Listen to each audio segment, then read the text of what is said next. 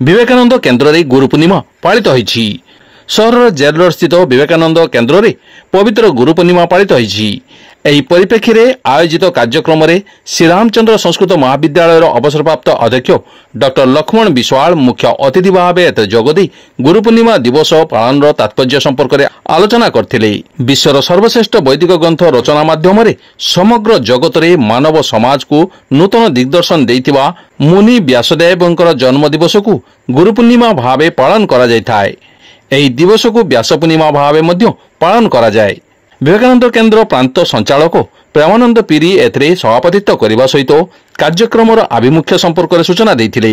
सकाळे केन्द्रर सदस्य मानक द्वारा योग और प्राणायाम अभ्यास करा जायतिला। परे योग संपर्कित विभिन्न प्रतियोगिता अनुष्ठित होता। केन्द्रर संयोजक डॉक्टर निरंजन दास कार्यक्रम परिचालना करथिबा बेले केन्द्रर राधाकृष्ण आचार्य अरुण बेहेरा अशोक साहू प्रमुख एही समस्त कार्यक्रम को परिचालन सहयोग करथिले।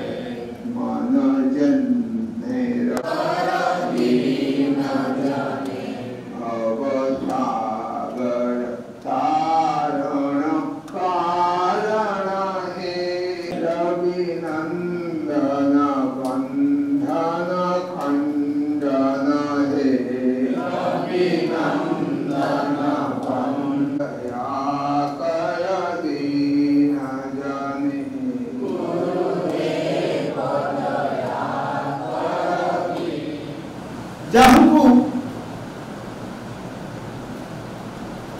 हिंदू मान्यता अनुसार जड़े सार्वजनीन गुरु भाव में ग्रहण करा जाए। संभवतः वेद देवगुरु ग्रहराज बृहस्पति व्यतीत आउ एक स्वतंत्र व्यक्तित्व को स्वीकार करा जायछि जे कि तांकर शिक्षादान पई केवल गुरु पदवाच्य नुहंती किंतु वेदादि शास्त्र रचना आरंभ नहीं गुरुंकर दायित्व यथार्थ दायित्व और कर्तव्य को आम समस्त सम्मुख में स्पष्ट करने पाई महाभारतर एक अंश बा दृढ़ भूमिका को ग्रहण करी निजर मान्यता को शतगुणित कर पारि। तेणु आज से गुरु पूर्णिमा परम आराध्य चिर पूजनीय स्मरणीय पुण्य अवतार व्यासदेव अधुनातन समय मध्य मुख्य प्रासंगिक अटंती। ब्रह्मा बृहस्पति कृष्ण देवपायन